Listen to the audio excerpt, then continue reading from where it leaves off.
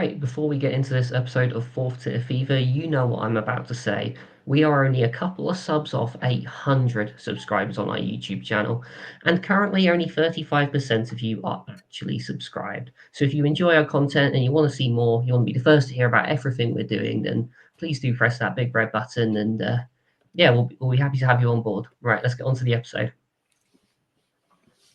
Right, welcome to Fourth Tier Fever. And if you're on YouTube, straight away you can see a whole bunch of different faces. These are not our normal hosts, well, apart from Jordan to the side of me there. But we've got a promotion special. So I've been put in charge for some reason. I don't know why I'm here. We're in 17th, but we'll run with it. Where you should be, where you belong with that club. I just wish I was below it, to be honest. I just got the invite a season too early. This will be us next season. Don't you worry. But yes, as you can probably hear, we do have Jordan with us. How are we, mate? Yeah, all right. Yeah, I'm good.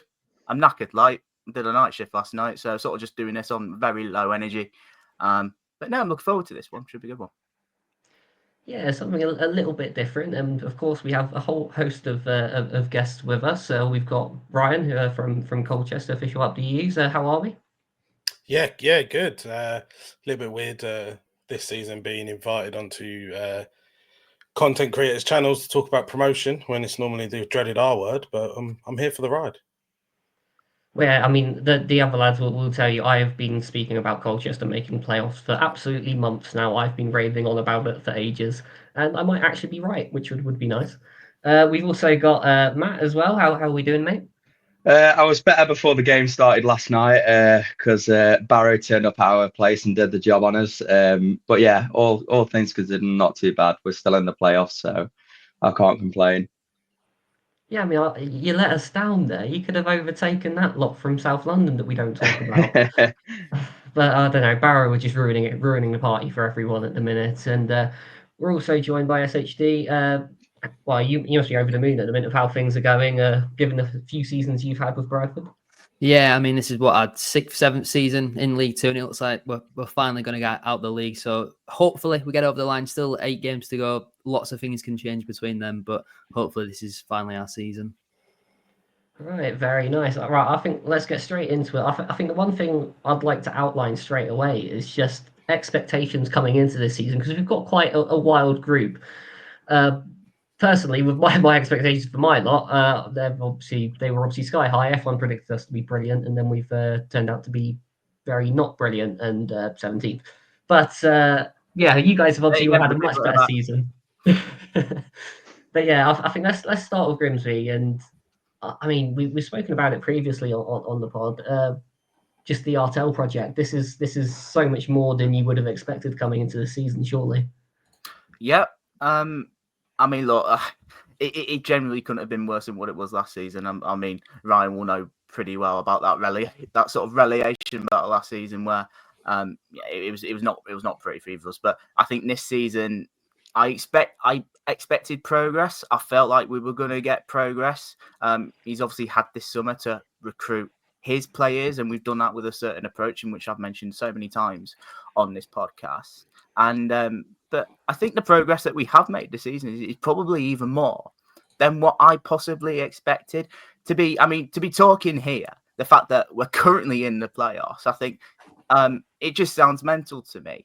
I mean, the highest I've seen Grimsby finish in the Football League was 11th, and that was only a couple of seasons ago. I think we finished in the playoffs in 2006, but I was 3 years old and obviously wasn't really watching them then. But no, it's been good. We've had some really good days, and we've had some not great days as well. You see the amount of wins we've had, and you see the amount of defeats that we've also had in these playoff spots, and the fact that we're still on a negative goal difference. But you'd ask any Grimsby fan, and progress is undeniable. And I think and I think a lot of praise has to go to David Artel for that. He's had to sort of earn his stripes a little bit.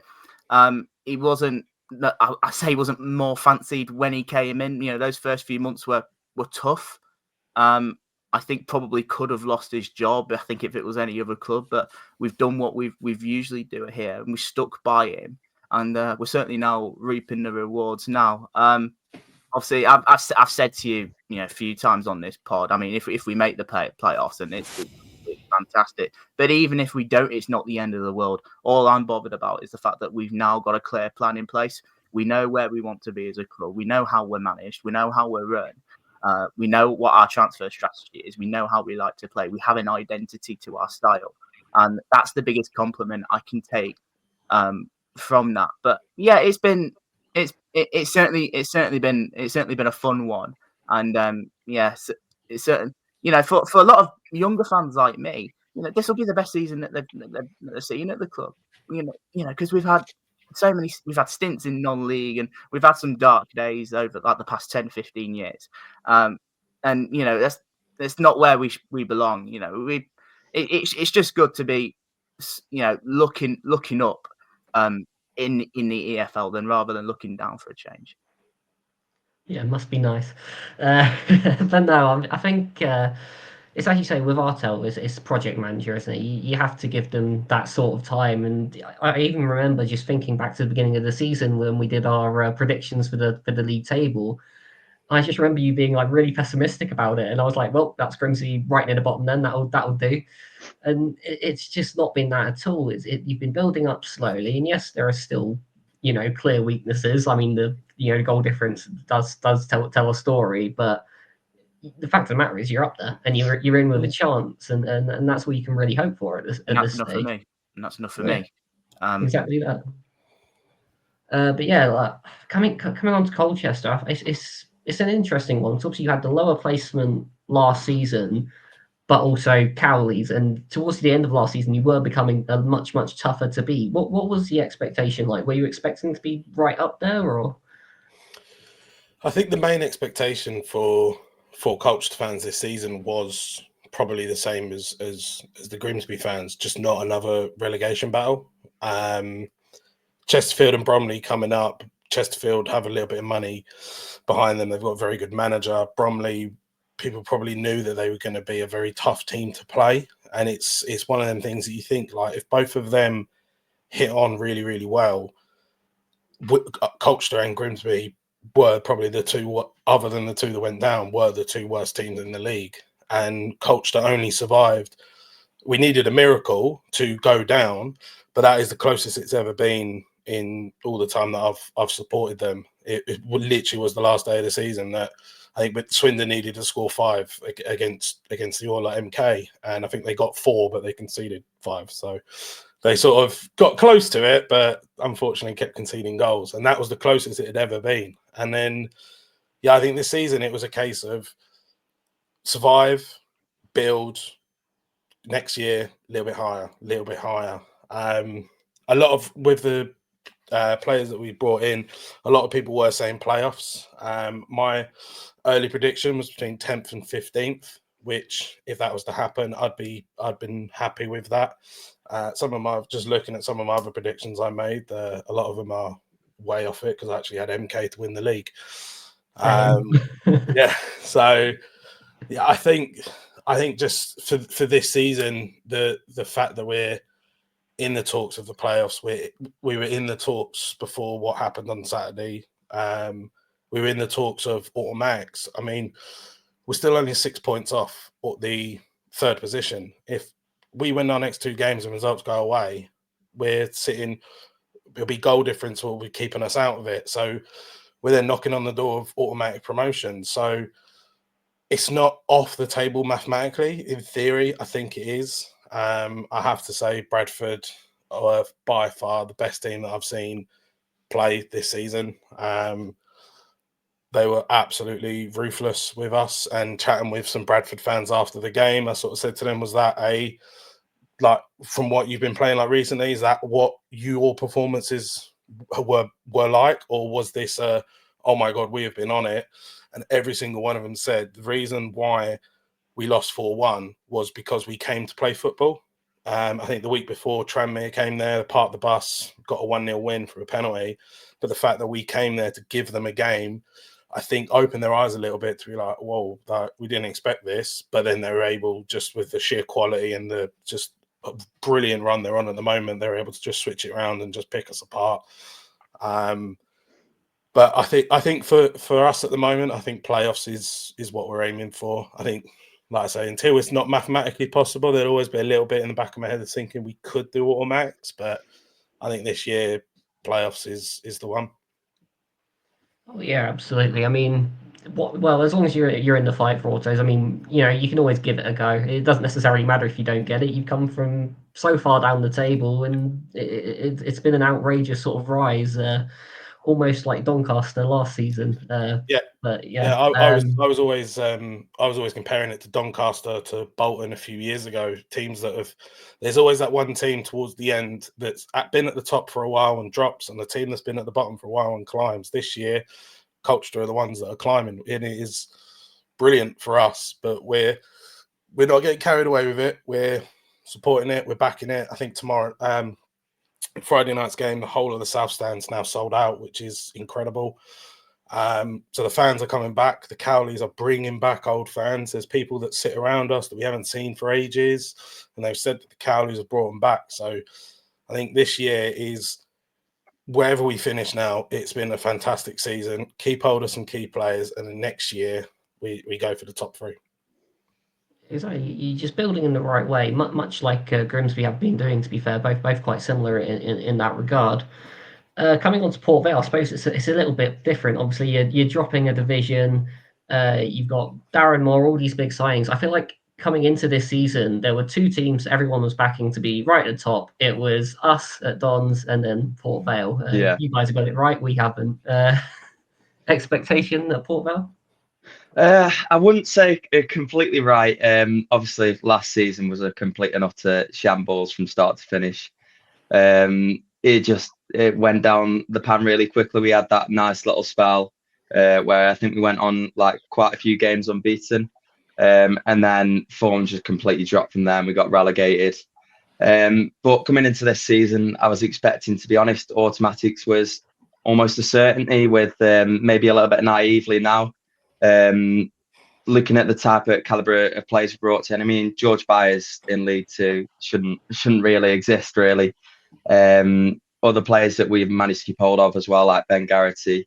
But it's just been an amalgamation of all things. Like, I think George Byers has played 30% of the whole games that we've played due to injury. Midfield has just been absolutely tonked with injuries. Like Garrity has been out for a couple of times, and we're having to play academy players sometimes. It's just been a real a roller coaster of emotions throughout the season. It's like, it feels like you're really starting to kick in. You get a few good results, and then you go and play someone that you expect to beat, and then it just shows how unpredictable League Two is. Last night was very disheartening. We just never turned up. It was like we've never kicked a ball in the first half. And then we decided to switch formation and bring a few of our key attacking players in, like Talai and Waters, who's come back. And it seemed to kick the momentum in the right way. But it just, last night, we just didn't seem to know where the back of the net was. Farman in goal for Barrow always seems to have a wonder game against us. So it's just one of those things. I just really looking forward to Crew on Saturday. But I think realistically, how we're looking now with the roller coaster form that we've been on, I think automatics are somewhat out of the question. Although it seems silly saying we're only a point off. I think the other teams like your Bradfords and your Wimbledon have got more quality than us and more consistency to grind out results. And I think if we get playoffs, I still think it's a good achievement, because that's where you want to be. You want to be fighting at the top end, the right end of the table. But automatics would have always been nice.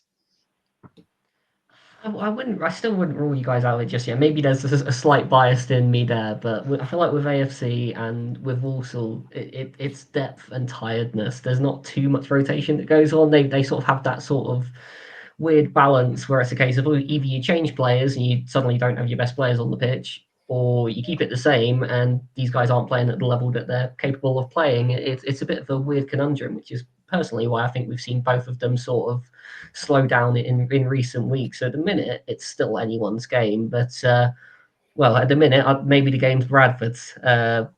I'm not really sure what to think of you guys sort of coming into this season, because how many times have we seen you guys put together a really good squad and then it finishes halfway down the table for just no other reason? It's Bradford. But this season, it seems to have clicked. Like, what was your sort of thinking coming into this season? Were you a bit more positive, or just kind of, oh, here we go again? It's a bit of a weird one, because I think any time that Bradford are in League Two, I think the expectation from the fans should always be to get in that top three, if not to really be challenging for the title. But for many different reasons, it's obviously not happened for us over the last couple of years. I think the realistic expectation, probably at board level, they're looking just for the playoffs again. I think we missed out last season after going on that good run towards the end of the campaign by just 1 point. I wouldn't say our summer transfer window on the whole was really amazing. We started out very well, obviously bringing Sarcevic in, but then after that, there wasn't really too many standouts of a similar sort of quality. And I know you're not going to have a full team of somebody with Sarcevic's quality, but there wasn't really too many other standouts. And we saw, obviously, really up until January, where we had a good start to the season. Then we got, I think, 10 or 12 injuries, something like that, majorly in our defence, and we were just conceding so many goals. We were really struggling for form. We didn't win, I don't think, in the league for 2 months around November sort of time. And then obviously January came around, Andy Cook picked up his ACL injury on New Year's Day, and then you're basically thinking, well, we're a couple of points off the playoffs. We've just lost our only real goal threat this season. We've missing Sarcevic for four months. Patterson had missed 2 months as well. Everybody probably thought that was our season over, but we just kicked on massively. We recruited really well in January, and it's obviously been an unbelievable 2025 for us. We won 10 home games in a row, didn't concede for the last 6 of that. Obviously got done by Tranmere last week, but then it was nice to bounce back against Colchester on Saturday without Cook, without Sarcevic. Obviously, Poynton and Patterson then came on for 5 and 10 minutes respectively, but what Graham Alexander has done with his side, the football he's got us playing, I don't think anyone would have really seen us in second place at the start of the season, and especially after losing Cook on New Year's Day. So, yeah, it's been a very good season, probably one that has overfilled my expectations.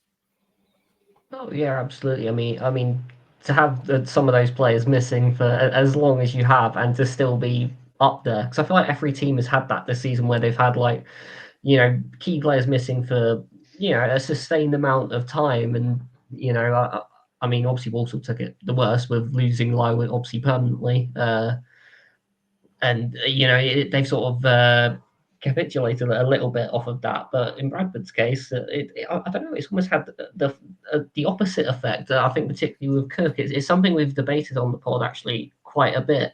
Are Bradford actually better without Andy Cook? Is it a case of the team has more freedom? There's a lot more creativity in that side. Anyone's prepared to take the chance, rather than you get into the final third and you pass to Cook and that's it. Do you think that sort of has some sort of effect?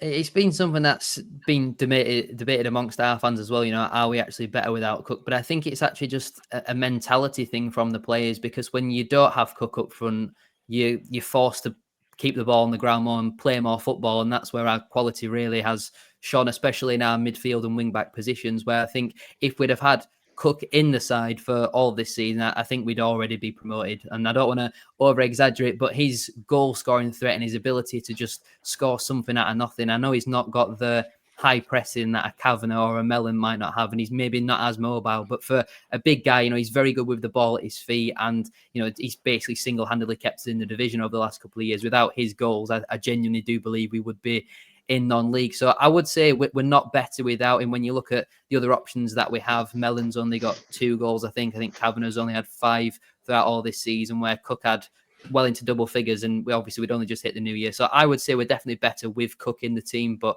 I can certainly see why people would be saying that. I just think it is a mentality thing, because the players know that if they're in a sticky situation in the defence or midfield, or it's just pump it up long to Andy Cook and see what we can get off of second balls. Whereas when you play a smaller striker like a Kavanagh or a Mellon, you're forced to keep it on the floor, and that's where we play some really nice football. Yeah, absolutely. I think the mentality point is a huge one as well. It's something I've certainly noticed a lot with my own guys. You look at some of the caliber of some of the players we've got in our squad, but their confidence is through the floor, and that's how we're playing. Like, we've been battered by pretty much everyone here apart from Grimsby. Sorry, Jordan. We still got to play you again at some point, so maybe I shouldn't talk too soon. Well, second to last game, that could be big, though. We might have a manager by then. That's all I'm saying. We might actually be okay, but we'll see. I was wondering. Well, yeah, I think let's come on to the run-in. Actually, we couldn't really have a promotion sort of special and not talk about the run-in of these teams, and we'll come back to Grimsby first. Obviously, there's 8 games left. You know, you're looking at Colchester away first, Crewe away, Morecambe home, Harrogate away, Swindon home, Port Vale away, us away, and then AFC away as well. You got 4 games against promotion contenders and 1 against one of the relegation sides. Well, they're looking more and more likely to be just pretty much just relegated at this point, but there's still a chance. How are you feeling sort of coming into that sort of run in at the minute? I think we're under the impression that we should just fear no one. I think we've just sort of like, I think as fans we sort of just earned that trust with the players. I think it was really hard to last year. I struggled to get on board with what we were mainly doing last year with some of the players that we did have. But this year, it just feels completely different. You did mention those games. Mixed bag. I mean, those next 2 games are massive, aren't they? Colchester and Crewe, the 2 teams that are very close to us. And fighting for sort of the same cause that we're in at the minute. But if I think if we could take a couple of points from those games at least, there's no reason why we can't remain positive. Obviously, Port Vale is a tricky one, but we had a good win over them earlier in the season. As much as I thought they were quite abysmal when we played them, but you see the likes of Harrogate, their season's nearly done. Swindon, they're pretty much done, but you've got the added spice of Ian Holloway, aren't you? So that'll be a game in which I'll be very much up for. Obviously, Wimbledon on the final day as well. That'll be an interesting one to see where they are. And yeah, I think there's a good blended games there. The only thing I'll say is, I think there's 8 games left. 5 of them are away. That might play into our hands actually, because I don't think we've not been too bad away from home this season. A complete contrast to the 2 away wins that we've had last season, which was absolutely diabolical. And also, it just takes us off that absolute mud pitch that is Mundle Park at the minute. Because oh my god, I've never seen the pitch in such a state. But no, there's certainly challenges. But yeah, like I said, that there's no there.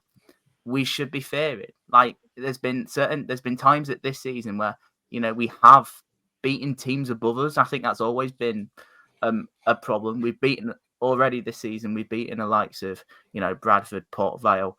Notts County we didn't, but we've beaten Wimbledon. We've beaten those sort of teams. Obviously, Colchester and Crewe we haven't beaten.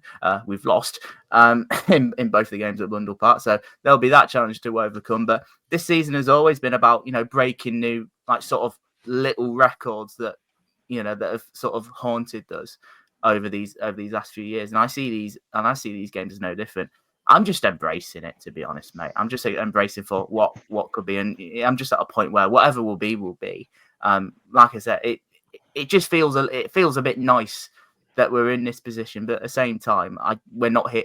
I don't think we are here to play nice. Yes, we've got injuries, in which will massively impact it. Where let's just say we're 1 injury away from Danny Rose to having no recognised striker. So there's that issue, and you've also got quite a lot of first team players out as well. Abiku is out, Davies is on the way back, but McJanet's out. Has been one of our better players this season. Players like that. But I trust this squad to give 100%, and they have done for pretty much all season. So let's just have it. Let's just give it a go, and let's just see where it takes us, I guess. Yeah, I think if you can get through, I'd say the next 2 games and still be up in the mix, up in the top 7, still at that point, I actually think you're in a bit of a favourable position, to be fair, because you've got a run of 3 games against teams that, Morecambe that are pretty, they're just a mess. And you've got a couple of games that teams aren't playing for anything. Going into the Port Vale game, there's a chance to sort of build momentum there. And I mean, if there's ever a time in the season to do it, it's right at the very end, isn't it? I don't know. I think it's relatively favourable. Yeah, I probably agree. I've mentioned it. I think it's these next 2. It's these next 2. I think will give us a really good indication as to where we are and whether we are good enough to somewhat make that jump. I personally believe at the minute we are, but I think there's been a couple of doubts in the fan base whether we are just that good enough to do it. Are we there yet? There was an interesting comment from David Artell a couple of weeks ago that this team that he had is nowhere near the team that he had with his promotion winning side at Crewe. And that's fine.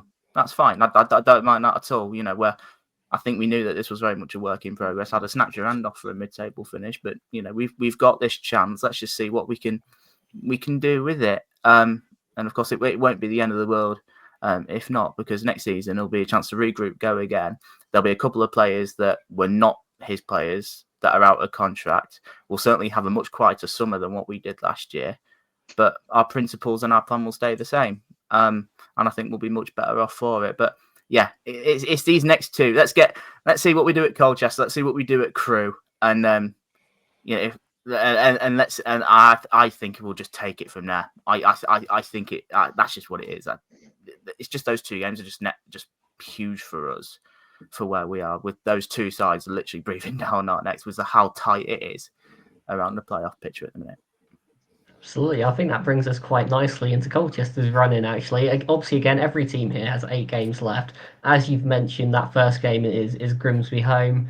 You're then looking at Gillingham away, Notts County home, Newport away, Crewe home, Doncaster away, Salford away, and then the Party Poopers Barrow at home, final day of the season. 4 games left against promotion sides. How are you feeling with that list of fixtures to go? It's weird because Colchester against the teams above them normally do quite well. It's the games where you're playing the teams that are in and around you that we struggle against, and then the teams at the bottom, we struggle against them as well.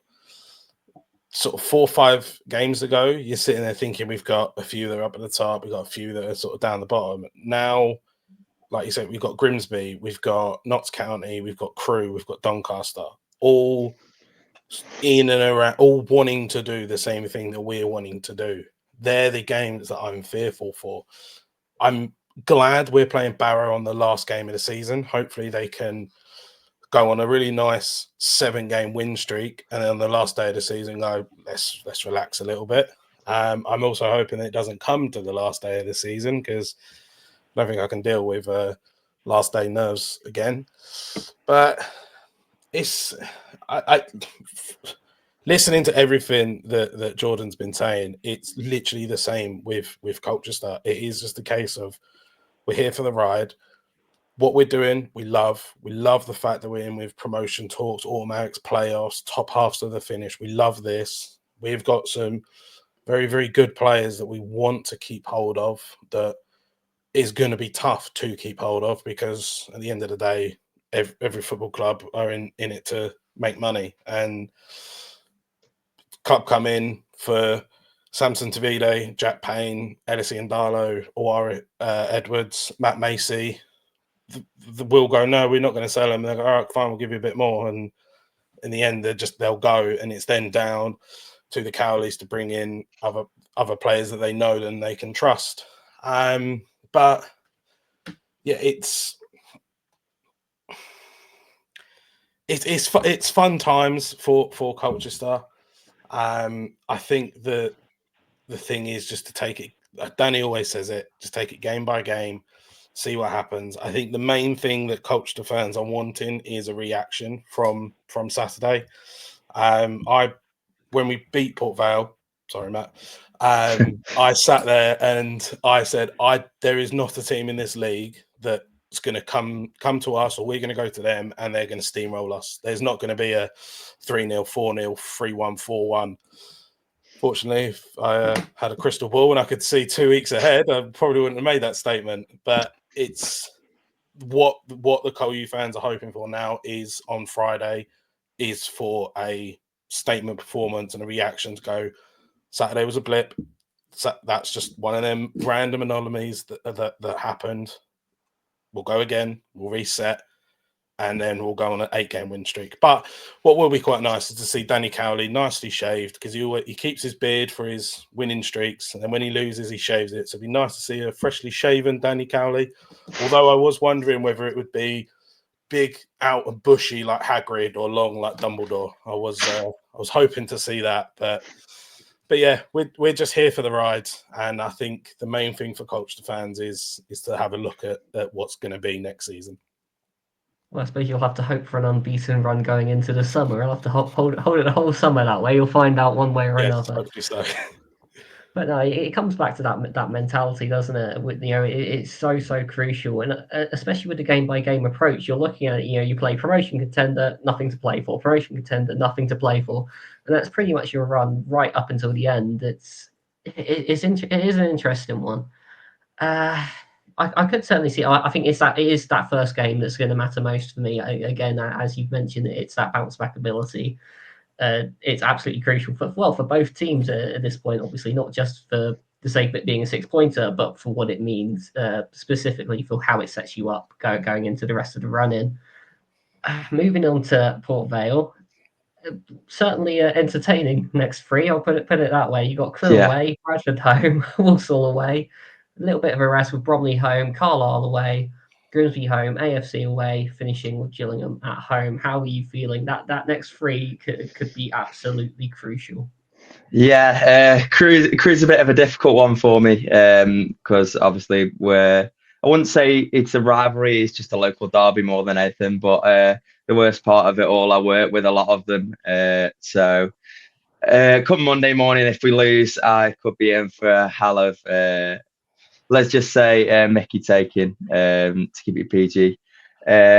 Yeah, Jordan reminding me of Grimsby away isn't a fun one. I think that was probably our worst performance all season. And I think I was speaking to some of your fans when we came out and saying that's the best you've played all season against us. I agree, yeah. It was just one of those days. I mean, it was like a 2.5-hour drive, and the drive back wasn't fun after getting tonked. Was it 3 or 4 in the end? I can't remember. It was 3. It was when Connor Ripley passed it straight to Stamford in the last minute as well, just to cap off the day even more. Yeah, I mean, if I hadn't had already left at that point, I think that would have put the icing on the cake. But yeah, it's a very tough run-in. But I don't really know how I feel about it because I feel going back to the same with Ryan's point with Colchester, like we seem to play better against the better teams, like where we can actually get it on the deck and play actual football. And when you get teams like your Morecambes and your Carlisles that are coming and are just trying to take anything away from the game and going into the dark arts by wasting time, like Barrow last night, any opportunity they could to go down, they would. And unfortunately, that's modern football. So hopefully in this next year run-in, we've got Bradford as well as Walsall. Hopefully teams that are willing to play football and play it on the deck will strive in that. You just never know which Port Vale's going to turn up. That's the funny thing with supporting Vale. I mean, any EFL club I think feels the same. If we can play our best football, we can definitely go up in the automatics. It's just the pessimistic inside of me that feels like we haven't got enough in us. It just feels like I don't understand how we're still there up in that fall for promotion, as it doesn't feel like we've had one complete performance all season. It seems like it's been either the midfield's been very good or very poor. It just always seems to be one area of the pitch where we're lacking. So yeah, we got Wimbledon second to last game of the season away, and obviously they're a very good side. So that could be a very crucial game. And the good thing about these games is we're playing a lot of the teams around us, bar Bromley, Carlisle, and Gillingham, I believe. It's very much in our hands of what we do. It's just like I say, what Port Vale turns up on the day. That was exactly the point I was about to bring up. The fact that you guys have that extra game against another promotion rival, it is very much in your hands. And I mean, to be fair, by the time you play Carlisle, it's about 5 games time. They might actually be down by then. They might not be, but they're 6 points behind at the minute, behind Tranmere. So you never know. It could mean nothing. They could just be done. But I don't know. It does come down to that next 3, really, doesn't it? If you're still up there after those next 3 games, I wouldn't be surprised if you then sort of sort of went up that way, because once you pass those three, you've got obviously Bromley, Carlisle, Gillingham, as you've mentioned, obviously with Grimsby and AFC mixed in as well. Finally, moving on to Bradford. Again, a bit of an interesting run-in. You're looking at Accrington away, Port Vale away, Crewe home, Swindon away, Notts County home, Chesterfield away, Doncaster away, finishing with Fleetwood at home. The consistently inconsistent team. Yeah, we talk about teams that you don't know which side's going to show up. That is Fleetwood in a nutshell. So it's certainly an interesting way to finish the season. How are you feeling with those teams yet to face? Yeah, it's a bit of a weird one because you'd look on paper and you think, it's one of the harder run-ins that probably the top six have. But you look at the last 3 games that we've played. Obviously, we lost away to Gillingham, we'd won 1 in 16. We lost at home to Tranmere, even though we'd won 10 on the spin at home. They were the worst away team in the division. And then we absolutely demolished Colchester, who were one of the most informed teams in the country. So I think it will actually benefit us that we've got a lot of these harder games. I would rather it be 5 home games, 3 away games, rather than just the 3 home games. And especially when one of them is Notts County, they've demolished us every single time we've played them since they've come back up. So that one does scare me a little bit. But Accrington on Saturday, I've got a weird feeling we might draw that game and everyone will feel like it's the end of the world. And then we'll probably go to Port Vale and win because that'd just be the most Bradford City thing ever. But our away form hasn't been amazing this season. I think it is just 5 away wins. So I think with the gap being now at 5 points, if we end up falling into the playoffs, it'd only be our own wrongdoing, really. So hopefully we can get over the line. The fixtures don't look pretty. And again, like that Chesterfield away game, that'll be, I think, depending largely on their injuries because they had a really good start to the season. Then they went on that terrible run. I know recently they've obviously been on a pretty decent run. I think it's 10 points from the last 12 available. So it's not an ideal run-in, but I think playing a lot of these better teams will actually probably suit us. Oh yeah, absolutely. I feel like it's interesting with Bradford because obviously at least of the teams here, you've probably got the most to lose given that you're already in the automatic spot. And certainly I feel like if you're one of those teams that ends up missing out on autos just about you've been in the battle for so long and you miss out, that can absolutely ruin your playoff campaign, as we won't talk about that happened last season. Someone went up through playoffs. I don't know who that was or how they got there or who their manager is for that matter. It went well, didn't it? Yeah, well, let's not talk about that. But no, I do feel like Bradford are probably in the prime position. I'd say. I think I haven't looked at Walsall's rank because we didn't have Walsall guests, but they don't seem to have quite as much about them at the minute. I don't know what it is. I know they've had a couple of injuries as well, but so has everyone. And I think that's somewhere we'll look into now. I know Jordan, you kind of covered it a little bit. Are there any sort of key players missing at the minute? You are like, oh, we really need those for the running, but we're just stuck without them. I feel like Grimsby have been hit particularly hard at the minute. It's half our team at the minute, mate. Look, the whole squad. Look, we've been hit hard with injuries all season. I mean, dating back to right at the start of the season, we started the season. Curtis Thompson picked up an injury pre-season. We thought that he was going to be the right linchpin in midfield. Jordan Davis had a couple of games at the start. He picked up an injury, and it just felt like one thing after another. It took Danny Rose a little bit of time to get up to speed because he picked up an injury near the end of the previous season. Doug Tharm had an operation in the summer. I think you probably look at it at the minute. I mean, Cameron McJanet's is a big one at centre back, probably one of our most consistently most consistent performers. But Tyrell Warren, I can never say his name. He's done a very good job since he's moved into to centre back. So there's that thing there. There's a case there if we like to play back 3 at the minute. It's a case of if another defender gets injured, we might be in a little bit of a spot above her. I'd obviously quite like another striker. I've been really impressed when Justin Abikwu's been on the pitch. I mean, that link up with Danny Rose between January, February. I think the Doncaster game when we beat them 2-1 epitomised it. It felt like they had something real good going on. But I mean, Abikwu's been hit with quite a few injuries this season, so we've not really seen. I say much of him. We know what he can do, and if he stays fit, he scores goals. But it's been a couple of times with there. I just think it might be a little bit of a stretch too far, especially if we pick up 1 or 2 more. Obviously, you still got your long-term absentees like Charles Verdon, bless him, can never stay fit to save his life. But it's the fact that if he did stay fit, he'd be such a big play for this team, like huge. You just imagine him and Svan Thorson on the other side. The carnage that could have caused.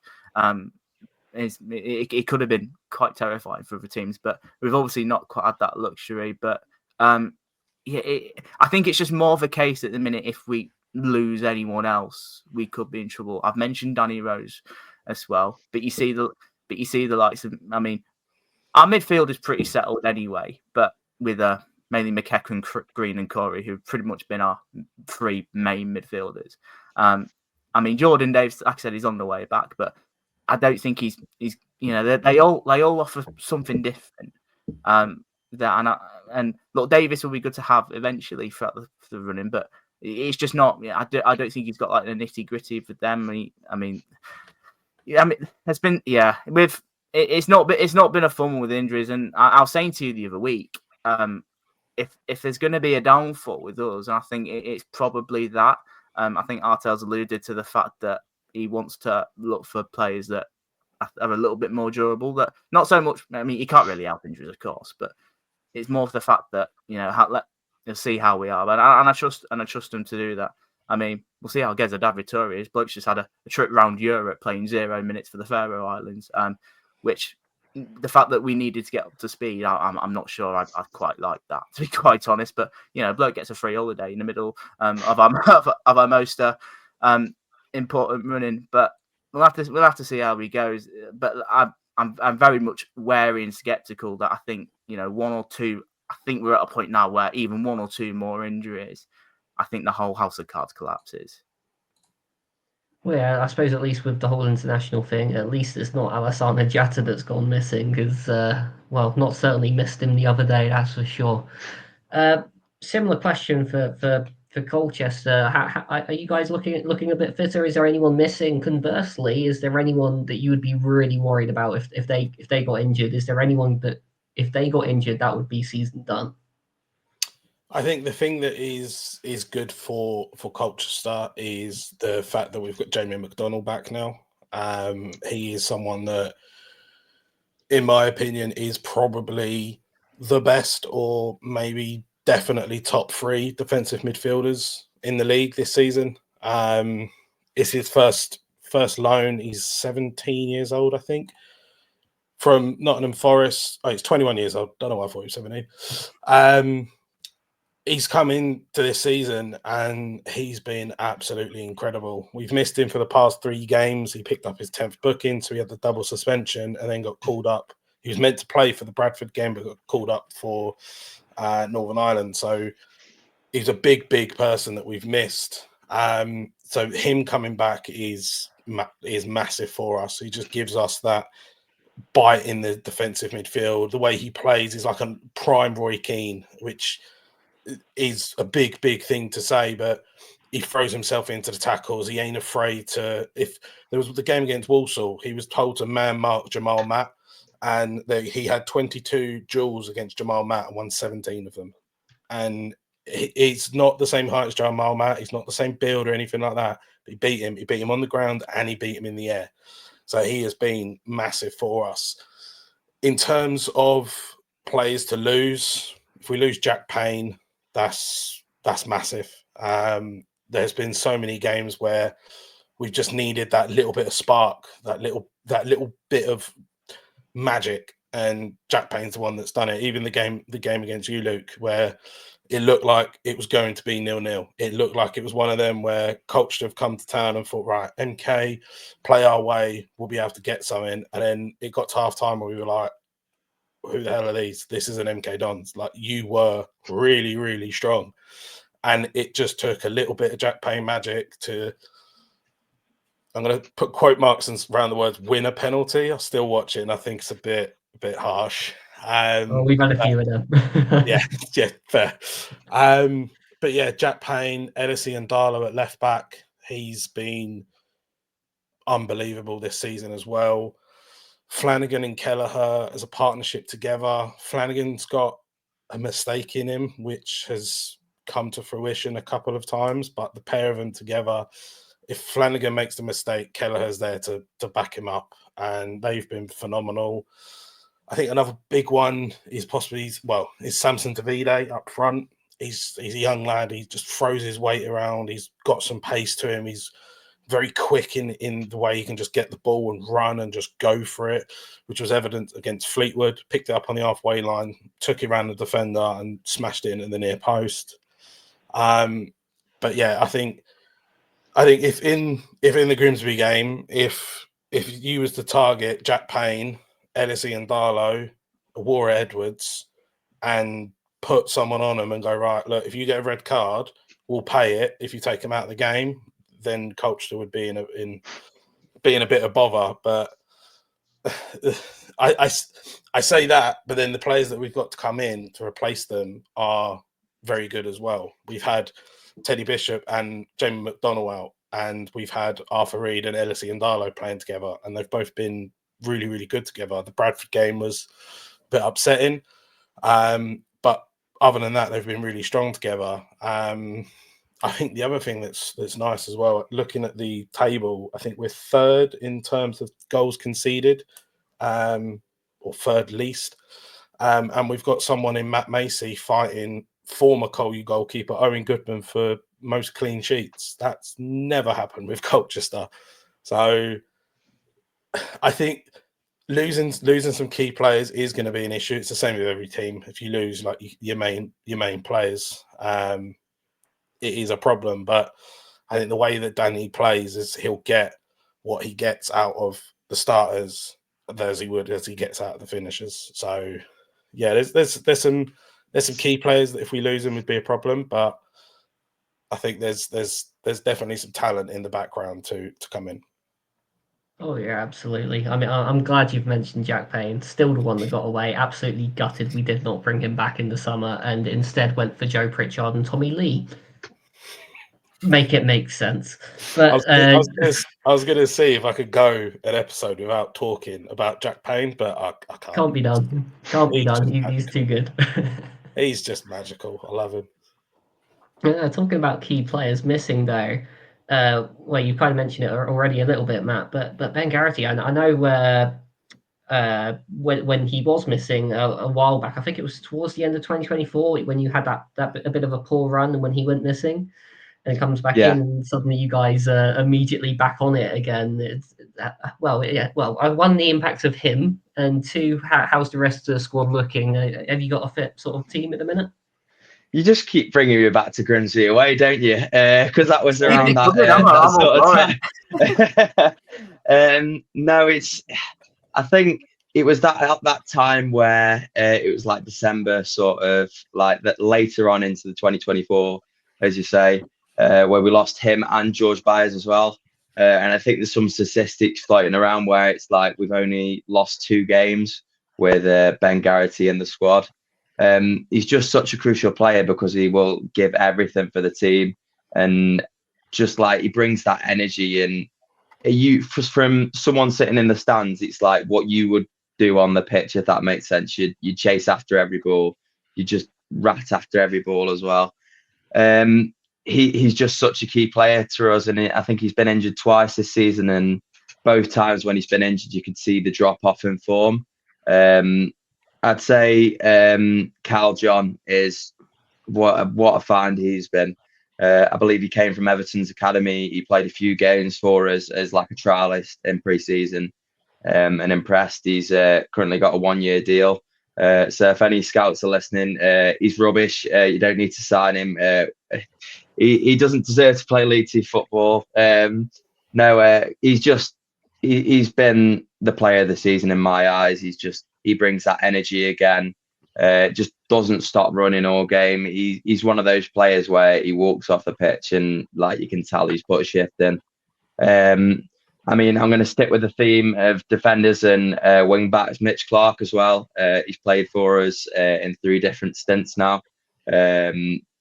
But every time he's just all about that energy that they bring to the team and the tenacity. So I'd say if either of them gets injured, it could leave us in a bit of a square pegs for round holes situation again, which was a little bit of the story of last season, where we were just shoving random players into random positions and hoping that it would work. Another player that's out currently that we haven't really seen a lot of, but from what we saw, it was very promising. Jaheim Headley came from Huddersfield, and coming in, all the Huddersfield fans were saying like he was lacking on confidence, like he wasn't very good. But he played Doncaster away as his first game, and he showed that little bit of tenacity and energy. And it's the theme with what I'm going with here. He just that little bit more energy that you can provide to the squad to try and lift us over the line is crucial, really. But there's been a drop off since he's been missing. And George Byers has currently got a knock. Hopefully he'll be back for the Crew game on Saturday. But it's just a little bit disappointing when he's only played 30% of the season, and looking in from the start of the season on paper, you're looking he's going to be one of the most crucial players, and he's barely played half the season for us. Another player, Ronan Curtis, he's kind of been a bit lackluster at times, but in these last few games, not last night really, but these last few games, he's shown that he can step up and be that match winner against Morecambe. I mean, I don't know if you've seen the finish, but wow. Safe to say that to me about Ronan Curtis getting match winners. He's just very one of those players where he can either have a really good game and like not score, or he can play awful and then like pop up with a last minute winner against Morecambe. So yeah, I'd say he's crucial as a match winner. And I'll finally go on to one of our other two of the forwards, Laurent Talai, who we had from Aldershot this season. It took a little bit of a while to adapt to League Two football. We were playing him out of position for a while on the wings due to Darren Moore chopping and changing quite a few things. And I think it was the Notts County game away where I think we started him up front, or it was a game similar to that, and he just shone in that position. And ever since then, he's just been such a crucial player for us. I'm going to go back to energy again. I'm repeating myself a lot here, I know, but he never stops running, and he rats defenders and makes their life horrible. And you'll know about the game with MK Dons, that little bit of just extra wanting it for the ball, and it helps us in that game, because I think had we have not got in front with that first goal, it would have been a little bit of a difficult game, and it might not have ended up in the 3-0 win that we had. It might have been a draw. I think that's a crucial part with us. If we can get in at a team early, like we did with Wimbledon early in the season, I know that we held on in the end, but if we can get in teams early and break them down, then I think we're on to a winner. If not, and we get to like halfway into the match, like 30 minutes in, it seems like all the energies just get sapped out of us. And then that's when we really struggle. Like, for example, the game against Harrogate, they did a job on us. Same with Barrow last night. And then the final player I'm going to go on to is Jaden Stockley. I mean, what more do I need to say than is just control. It's just that I've never seen a bloke head a ball like that, man, and be able to control it.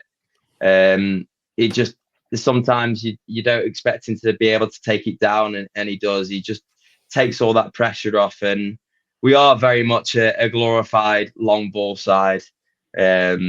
So he's really vital to that, and he's been injured. I think it was on that same run in December, and you could tell the drop off, because it was like all our identity had been stripped from the team. When we're trying to play it to Rory Payton, who's now on loan, and it's just getting smashed up to him. It doesn't really have the same effect as Stockley, who can take it down and take all that pressure away from you and then play it out.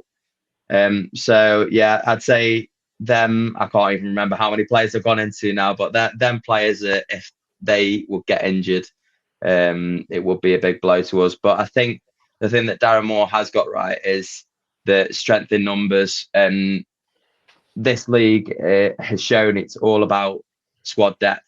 And I know from speaking to a few Crew fans, like players like Charlo Tracy, who I rate highly even as a Vale fan. It hurts me to say that. But players like that go in a massive blows, and they haven't got the squad depth that we have. So I think that could maybe stand us in good stead. But you just never know how this league's going to play out. It's a funny old league, is League Two. You could think you're doing really well, and then the next week you play a team, and your energy just gets sapped out of you again. So we'll see. Well, yeah, I mean, you've listed about half the squad there. Yeah. But no, finally, on to Bradford. We've obviously spoken about Cook already, but you've had a few injuries recently with the attacking midfielders. I know that. I think Patterson went off injured against us, but I think he's back, isn't he? You've had all sorts. Is everyone else fit? Yeah, we've got 3 kind of proper injuries at the moment. We've got a fair few players nursing knocks and all that sort of stuff. Obviously, Cook, he's not going to probably make even the start of next season, really. We've been picking up that ACL in January. And then we've got left wing back Lewis Richards, who last season massively struggled with injuries because he didn't really have much of a pre-season. But this year he was very good for us, and he's picked up a few shoulder injuries. I think he dislocated firstly away at Colchester and then did it again away at Wimbledon.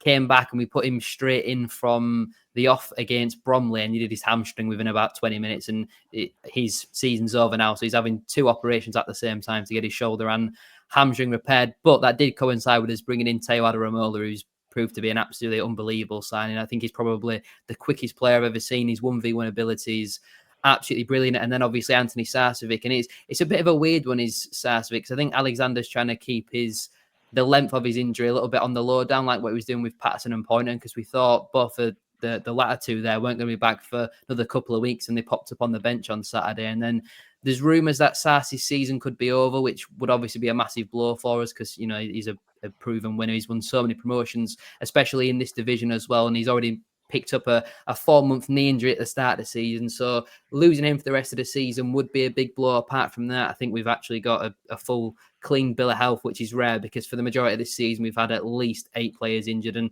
that has been a big problem for us. We tried to recruit in January to go around that and have different options. And I think if we get one injury in a position, we're fine. Our backup in near enough every position is more than competent. We've seen, George Lapsley recently couldn't even get in the squad around January sort of time, and now he's got 4 goals in 3 or 4 starts, something like that. He's proved to be a pretty solid addition for us. And I think if we're talking about players who we don't want to get injured, I think I'd probably either say Richie Smallwood or Aidan Baldwin. Smallwood, because we've just not got anyone else who can play the proper anchoring role at the base of our midfield. The partner next to him, whether that be Patterson or Kayla, I think both of them 2 are very good, but I don't think they could play together. I think Smallwood's probably been player of the season in League Two. He's been so important and integral, and Alexander's finally got him playing as that championship midfielder that we thought we'd signed under Mike Hughes. His ability to win the ball back and his experience is a reason why I think he's only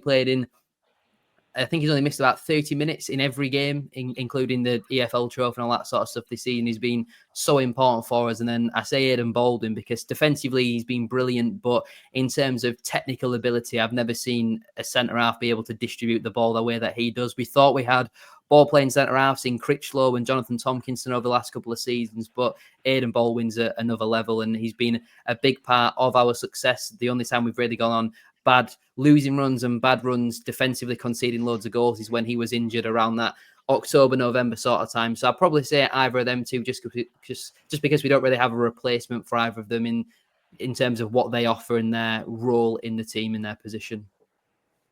Very nice. And well, there you go. If any of these teams end up in the playoffs and you end up watching them, like I will be, you've got the players to look out for. But I think we will wrap it up there. Thank you to all of you guys for coming on, for your insights. You certainly did a better job of talking about your teams than I would have done. So there you have it. It's going to be a mad finish to League Two, and we'll be with you guys all the way for it, providing all the latest content we possibly can, and we'll be there. But yes, be sure to watch it. Well, I won't be, no, but that's the next season. I'm talking in advance. But no, I digress. Be sure to subscribe, like I said on at the beginning, and tune in wherever you get your podcast from. Let people know about us, and well, hit us with some comments as well. We're always happy to have a chat. And yeah, thank you for tuning in. This has been a really fun episode, apart from being 17th. But aside from that, thank you all for listening.